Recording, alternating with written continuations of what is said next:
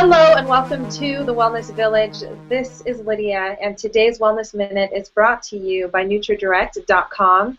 Today we are interviewing someone who I admire very much. She works at Integrated Wellness in Bountiful, Utah, in functional medicine, and she practices what she preaches. So I had to come in and interview her about her, specifically her thyroid protocol. How's it going, Lindsay? Good. How's it going for you? Great, thank you. So like I said, you're doing everything right in the managing of your thyroid, but I kind of want to start out how you discovered that you had a poor functioning thyroid and what your options were at that time. Yeah, so it was way back in probably 2006. My sister actually started getting sick and had a lot of digestive troubles and just weird symptoms that all of us were kind of like, whoa, that's weird, and didn't have no background whatsoever with alternative medicine or functional medicine at all. And her and I were both involved heavily with sports in high school, and she ended up having to quit a couple of her sports. And then kind of around that same time, but a few months later, similar things started happening to me, but not so much on the digestive issues. Like I got really depressed and anxious, and my weight would fluctuate a ton, and there was, my nails were brittle and my hair was dry and all this stuff that I just had no idea what was going on. And then I ended up having to quit my sports because I was, I wanted to sleep 24 hours a day, and I wasn't able to do that. And so with not enough energy, why would I be able to play sports, We didn't really understand what that leaky gut was at the time. And my symptoms were a little bit digestive. Like I had constipation all the time, just would go days and days and days without going to the bathroom, and was confused that when I would take a laxative because I was in so much discomfort that nothing would happen. And then when I finally did go to the bathroom, it wasn't like anything, miraculously huge or anything. So I was kind of always like, okay, where's my food going that I'm eating, because I'm still eating and it's not coming out. And now I just am stuck with all this pain and discomfort inside. So both of us were experiencing symptoms on the digestive tract, but I was all blocked up and she was not. So we kind of thought it was weird that both of us had gotten sick, but our symptoms were so seemingly different, because she had stomach aches and all this stuff, and I never really had stomach aches. I was so tired and grouchy and couldn't go to the bathroom and didn't want to do anything that I used to love doing. And it really put a toll on my life. Like I didn't know how to be myself anymore because I was so down in the dumps, basically. Okay. So how did you get diagnosed then? Yeah, so I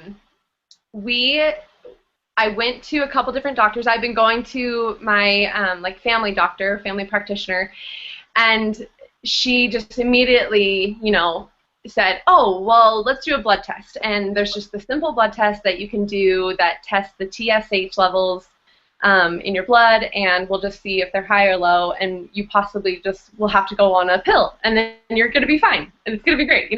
She just made it sound really easy. And to me, having no background with functional medicine or holistic medicine at all, was just like, okay. And I was 16, 17, so it wasn't like I had done a ton of research, and it wasn't like I really had the desire to do much of my own research, because I just trusted that medical world so much. And so I did, the simple blood test that the Western medicine thinks will tell you whether or not you have high or low thyroid.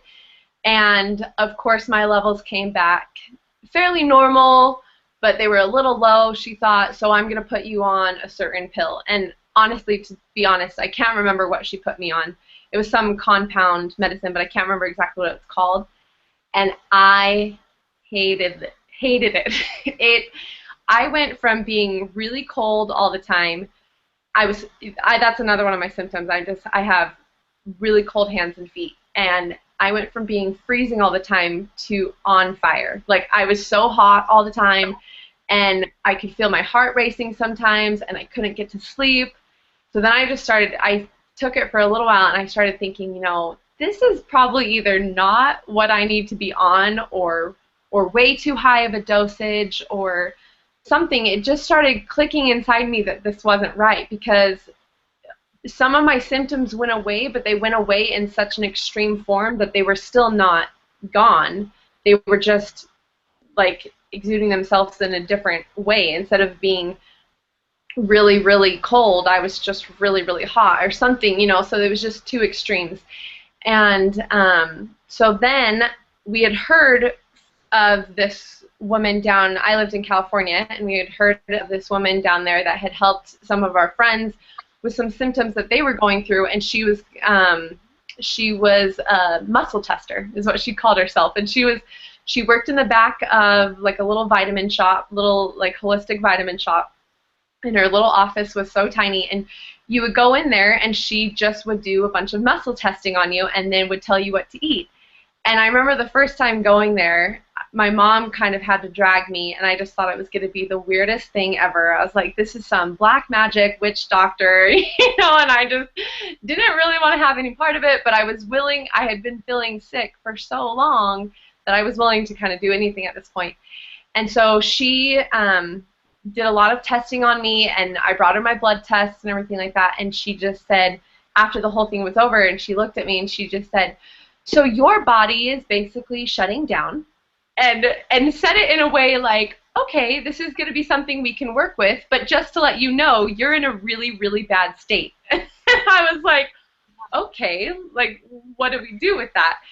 And she started approaching it from, a diet-based medicine, and saying, like, you need to change your lifestyle, basically.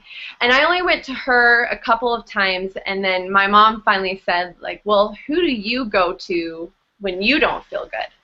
And she said, oh, I go to this doctor over in Irvine, California. So we went over to Irvine, and we started going to his practice, and he had me do the saliva test, the blood test, and everything, and came back that although in the Western medicine world I was considered normal on the thyroid range, that I was extremely imbalanced in my T3s and my T4s and other things that were being tested for thyroid. And so then he also wanted to rule out, they wanted to rule out any adrenal fatigue and pituitary fatigue and possible. I had an MRI just to make sure that there wasn't a tumor or something like a growth on my pituitary gland, which was then triggering imbalances in the thyroid hormone.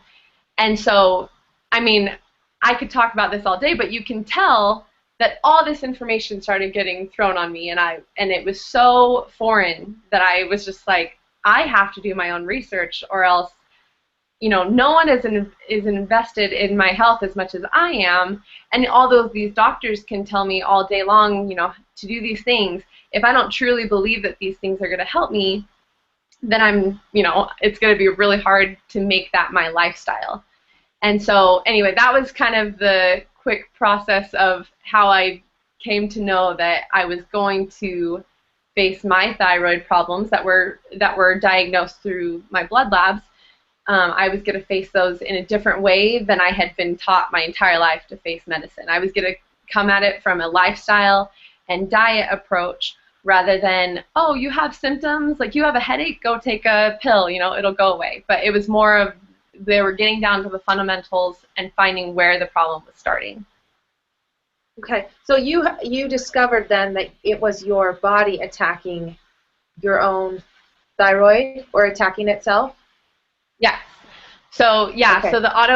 So that was in one of my first appointments with the doctor. He said, well, you have Hashimotos, and I remember thinking, that sounds like an interesting word. I have no idea what that means.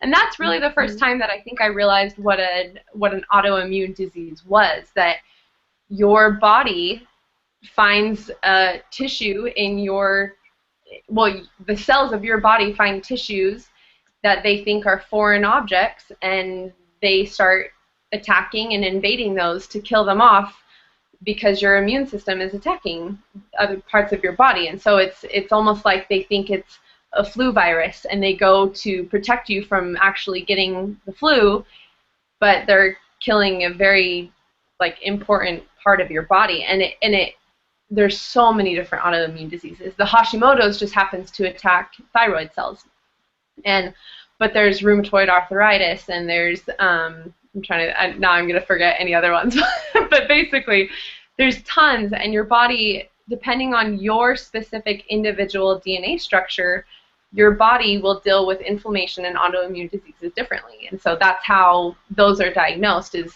based on how your body is attacking itself. Okay. Okay, I love that explanation. So can you tell us about your specific protocol? What is it that you're doing to manage your thyroid? So this all started years ago, and since then I've actually started going to see a doctor down in San Diego. So I've just switched doctors here and there, and just trying to find, what's best for me. So I went gluten-free and dairy-free in 2007 when these blood tests came back, and I was told that I had Hashimotos. And then, because I would get different opinions from people. Some people said I had Hashimotos and other people didn't, but I always wanted to deal with the worst case. Like, I wanted to pretend like my body was needing as much help as it could, and then I would take those steps in order to give myself the most benefit, So a couple months ago, started working with this doctor down in San Diego, and he told me to go on this specific diet, and I had really never heard of it, and kind of was new to the whole paleo world in general. I had just kind of started hearing about paleo and kind of thinking, oh man, I've been gluten and dairy free since 2007. I can't even imagine cutting all this other food out of my diet, because it just sounded so hard and so not fun, So I started looking at the foods that he was having me stay away from, and I started researching, like, okay, why is he having me stay away from these certain foods, and why is he having me stay away from these other types of foods? And then what are some of these foods? Yeah, I'll go into that. So I started researching on the internet and found that this diet was generally called the autoimmune protocol. So it's paleo, except it's on steroids, basically. It's so it's no grains, no beans, no dairy, and then you also have no nuts, no seeds, no spices from seeds, no nightshades, no eggs, and I'm trying to think if I'm forgetting anything. They really want you to stay away from like high glycemic fruits. I think I probably forgot one because I feel like I'm forgetting one. But anyway, there was these other groups of food that I had to take out of my diet that I was pretty used to eating from the conventional gluten and dairy-free diet. Like, I loved nuts and beans, but I would eat those all the time because I just thought, oh, there's good fats, there's lots of fiber, there's good carbs in them and everything. And then I got put on this diet, and I was like, wow, I can't eat any of those. But anyway, basically, it's called the autoimmune protocol, and so I started doing a lot of research on it and found out that there was actually a lot of people eating this way. And I found like a cookbook that had been written on it, and some, like Mickey Trescott just recently released her cookbook on it, and the Paleo Mom has written a lot of stuff on it. Her whole book, The Paleo Approach, and the Paleo Approach cookbook, were all about that. And I just thought, like, whoa, people live this way, and I can do this. And it wasn't going to be as hard as I had kind of thought it was going to be. So that gave me a lot of hope that other people were doing it. So basically what I realized that this diet was doing was having me eat high, like, nutrient-dense foods with low toxicity and low inflammatory, like really anti-inflammatory diet. And then what I slowly get to do is add back in foods when I decide to, um, and see which foods react well and react poorly with my body. And there's kind of a science to adding foods back in and watching yourself and keeping a diary of like, hey, I ate this food yesterday and now I have a killer headache, so maybe that food doesn't work for me, kind of thing. So, I mean, that's a long story that we can go into if you want, but that's how I live right now, is through this autoimmune protocol diet. So how long have you been on the autoimmune protocol? So I started in mid-January. So is that 5 or 4 months? 5 months? 4 months? Somewhere around there. And honestly, almost immediately, I felt so much better. Like I still feel like my body is healing, and that's why I haven't decided to add in foods back in quite yet, because I really am strict about, like, I want to feel the best I possibly can, and I'm not going to take a chance with that. So if I didn't feel very deprived, I don't feel deprived of the foods that I can't eat, because I focus on the things that I can eat. And then if I didn't feel like my body was where I exactly wanted it to be, I wasn't going to take the risk of adding foods back in too early. Mm-hmm. And so you were gluten-free, obviously, dairy-free for that long, and then did you kind of advance that to like paleo, and then you did a paleo autoimmunity, or did you go straight from, up until January you were just gluten and dairy-free, and now you're all of a sudden autoimmune, paleo? Yeah, yeah, autoimmune protocol or paleo. It's all the same. They all work. AIP is the abbreviation for it. No, I went cold turkey autoimmune protocol. I didn't even go paleo first. Like, I remember laughing with my husband because I told him, I said, because I had been reading a little bit about the paleo diet before I was told to go on the autoimmune protocol. And I remember thinking, like, hey, I'm still suffering from symptoms, not as bad, nearly as bad as I was. Like, before, I was hardly even functioning. Like, when I was 19, 20, 21, life was horrible for me.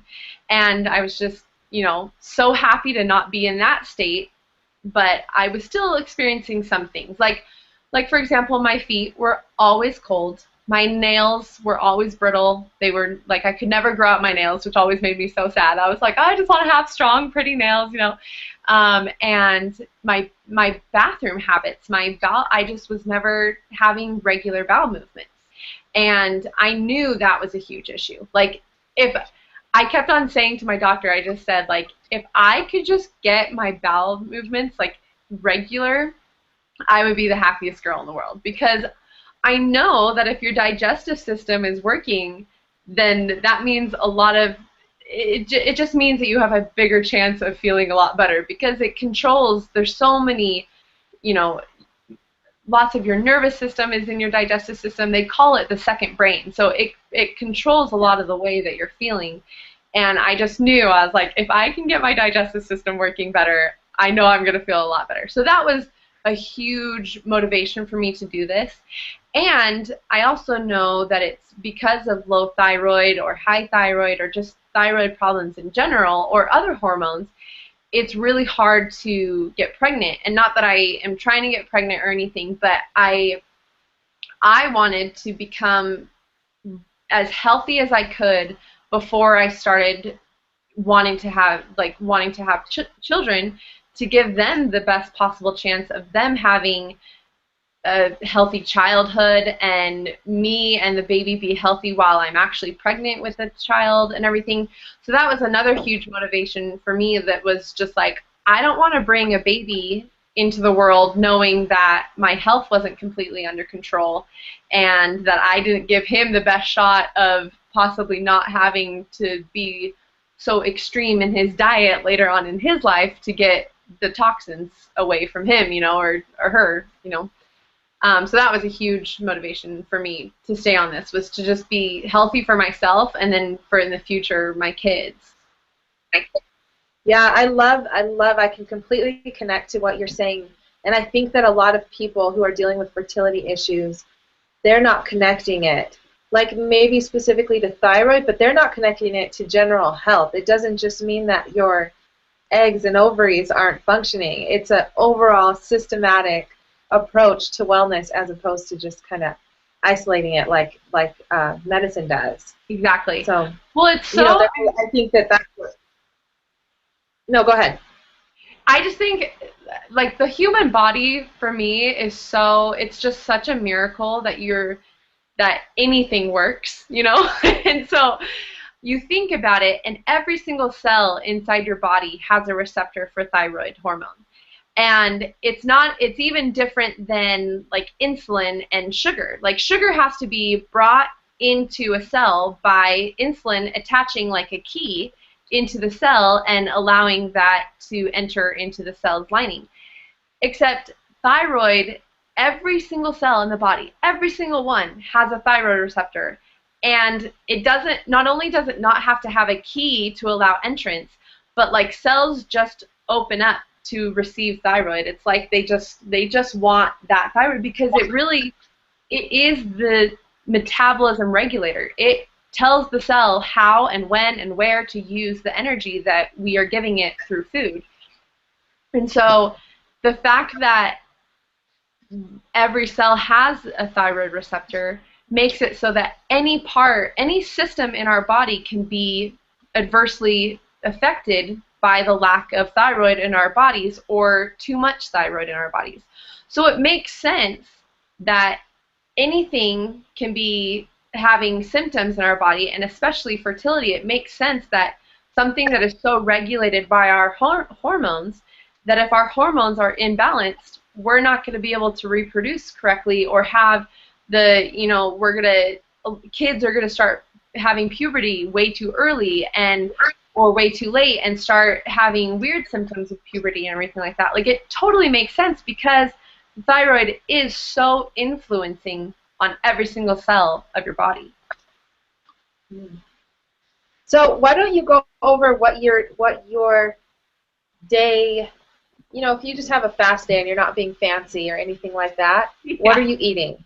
Okay. Which lately I'm not fancy at all. So let me think. So usually I love, for me, ground meat in the morning let me backtrack.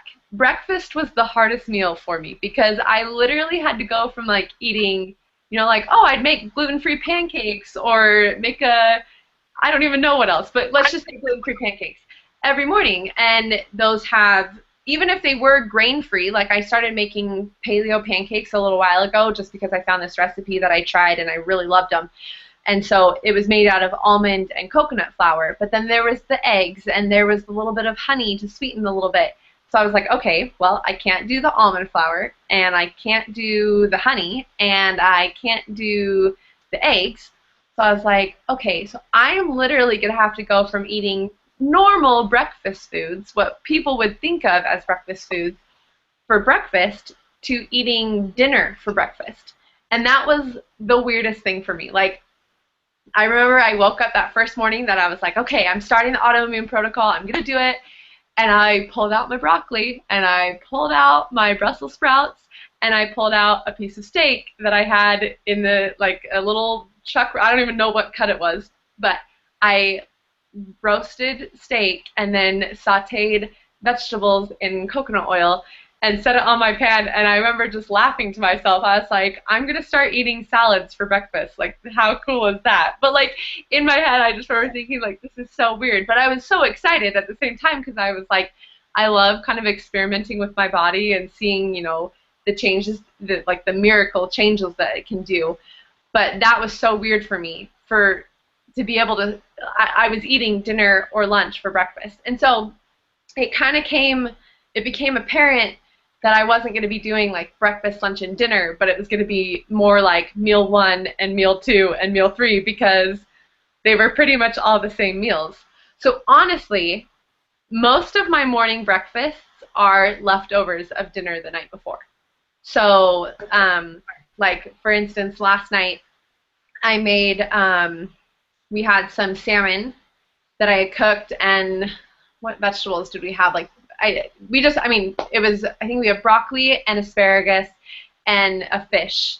And I just made a little bit of extra of that so that I know I could pack it up in a Tupperware, keep it in the fridge, and then I took it out this morning and had fish and asparagus and broccoli for breakfast. And I totally, 5 months ago, I would have thought that was the nastiest thing anyone could ever do.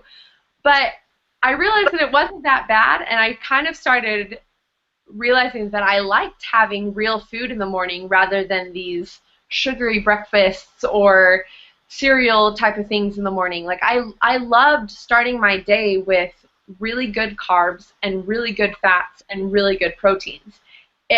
That for me was probably the quickest change that I could see was my energy levels throughout the day, because I wasn't starting my day with these kind of like sugary meals. So that's kind of like, I'll get ground beef. I love ground beef or ground chicken or ground turkey.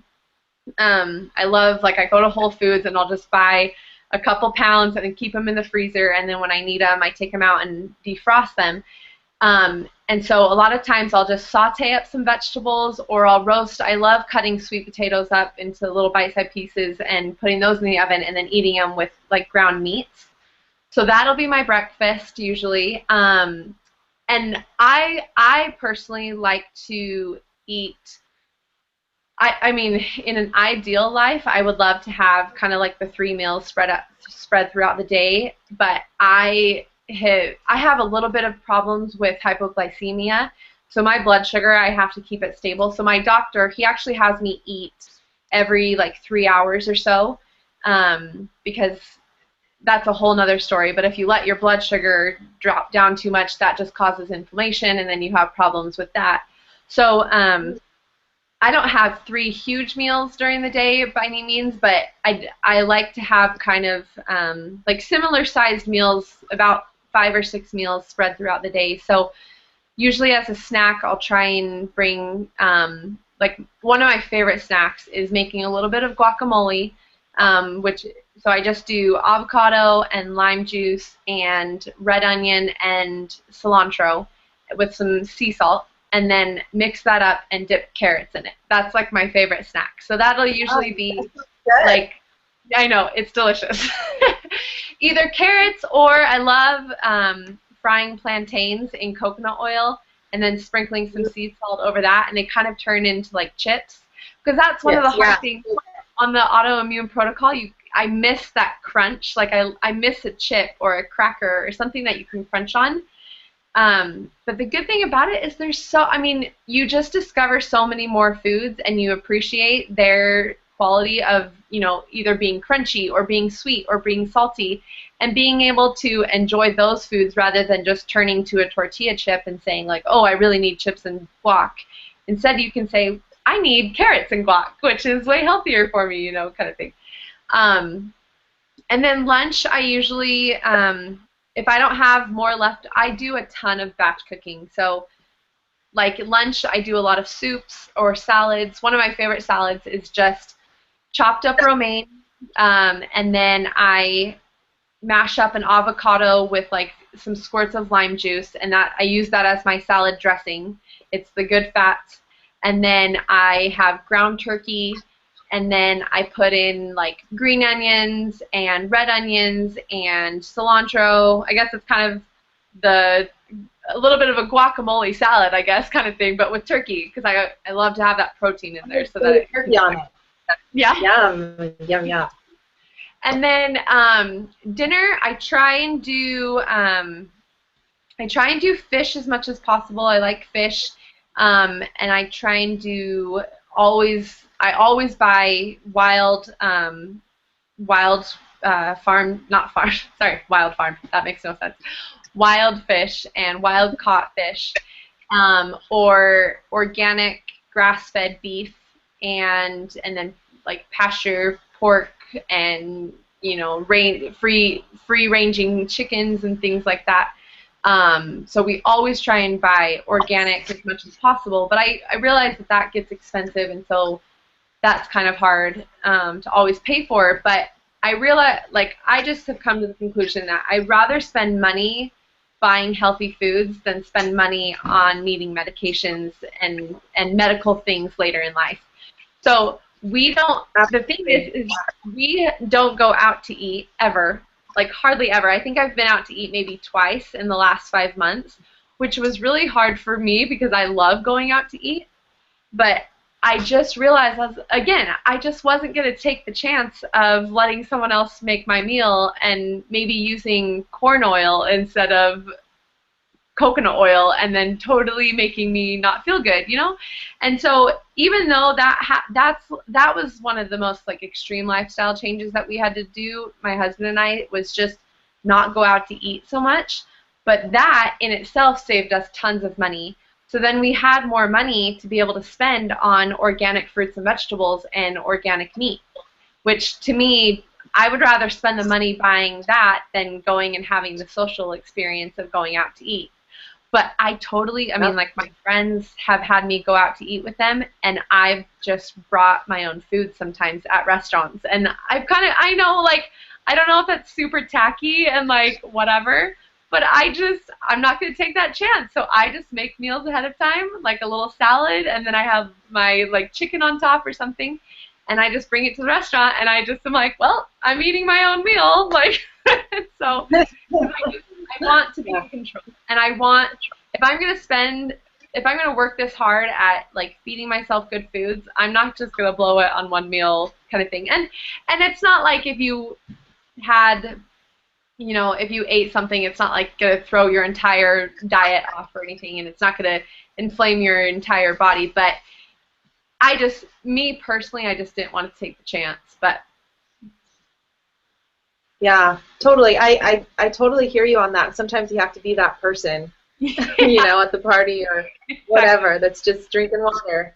Yeah, but it's good because then, like, people ask you questions. They're like, "Oh, what is that you're eating?" And then it's like it's really fun for me to be able to spread like health information to other people. And then like a couple months ago, I taught a nutrition class up here, and I had ladies coming up to me afterwards, like weeks afterwards, and they would come up to me and say, "Lindsay, you know, you taught that nutrition class, and I've been adding this food into my diet, and I just love it, and it's been so fun." And like, it's really satisfying knowing that you're helping other people make better choices and that they're excited about healthy eating and everything. So it's awesome. I love it.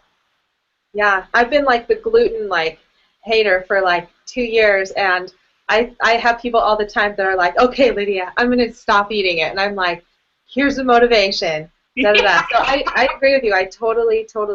It's like you have to be their health coach. People need it. I don't want to be the Nazi, but so many people just really need it. So it's so true. It's so true.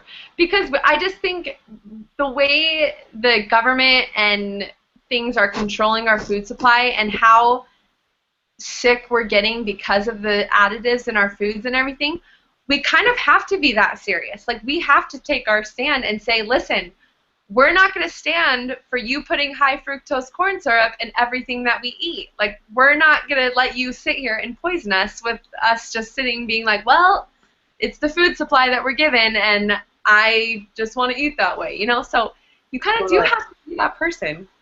And totally the same with, like, you know, just a medication for everything. It's like, you know, you can start down that road, but it will usually end with just, like, a cupboard full of tons of medication and never feeling healed.